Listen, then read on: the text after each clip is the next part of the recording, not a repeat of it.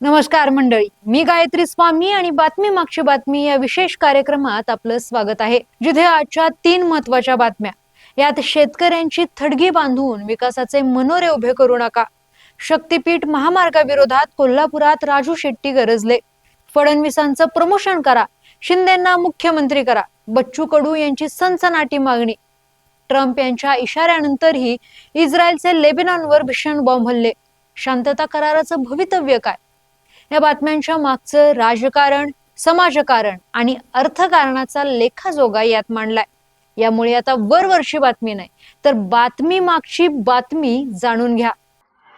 बाबा, खूप बोर होतंय. काहीतरी नवीन फ्रेश ऑर्डर करा ना. माझ्याकडे एक सरप्राईज आहे. गोकुळचा आस्वाद परंपरेचा गोकुळ आईस्क्रीम सोबती प्रत्येक क्षणाचा गोकुळ आईस्क्रीम.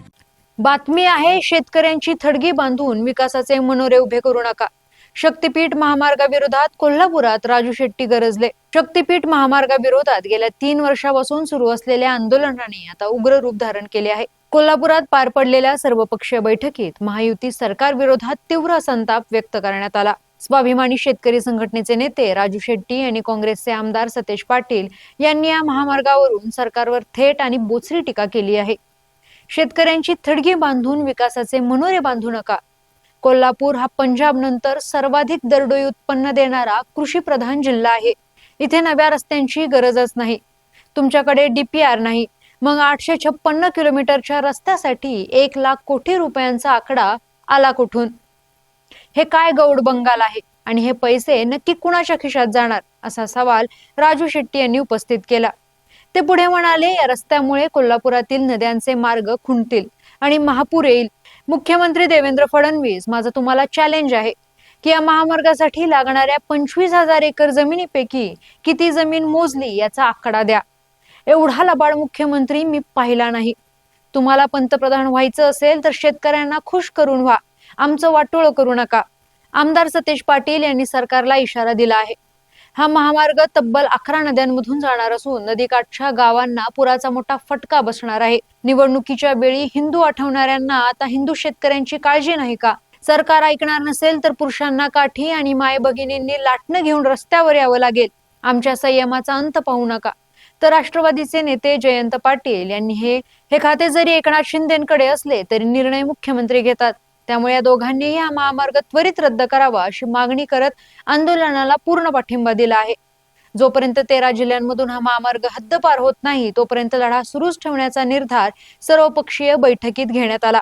बातमी आहे, फडणवीसांचं प्रमोशन करा, शिंदेंना मुख्यमंत्री करा, बच्चू कडू यांची सनसनाटी मागणी. देवाभाऊंचे म्हणजेच देवेंद्र फडणवीसांचे दिल्लीत प्रमोशन व्हावे आणि एकनाथ शिंदे पुन्हा महाराष्ट्राचे मुख्यमंत्री व्हावेत. या आमदार बच्चू कडू यांच्या खळबळजनक विधानामुळे महायुतीत नव्या चर्चेला उधाण आले आहे.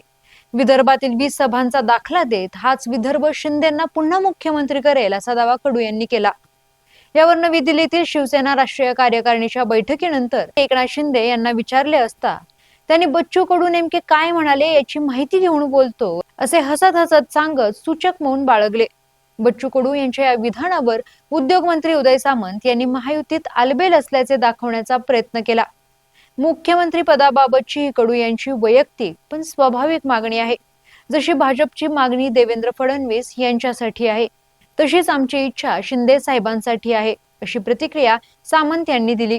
विधानसभा निवडणुकीच्या पार्श्वभूमीवर बच्चू कडू यांनी थेट फडणवीसांच्या प्रमोशनची भाषा करत शिंदेंचा चेहरा पुढे करणे ही महायुतीत मुख्यमंत्री पदावरून रस्सीखेच आणि संघर्ष होईल.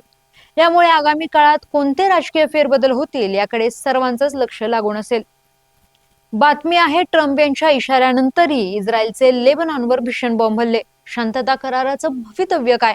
अमेरिकेचे राष्ट्राध्यक्ष डोनाल्ड ट्रम्प यांनी इस्रायलचे पंतप्रधान बेंजामिन नेत्यानाहू यांना युद्ध थांबवण्याचा कडक इशारा देऊनही इस्रायली सैन्याने दक्षिण लेबनॉनवर पुन्हा ताजे हवाई हल्ले केले आहेत.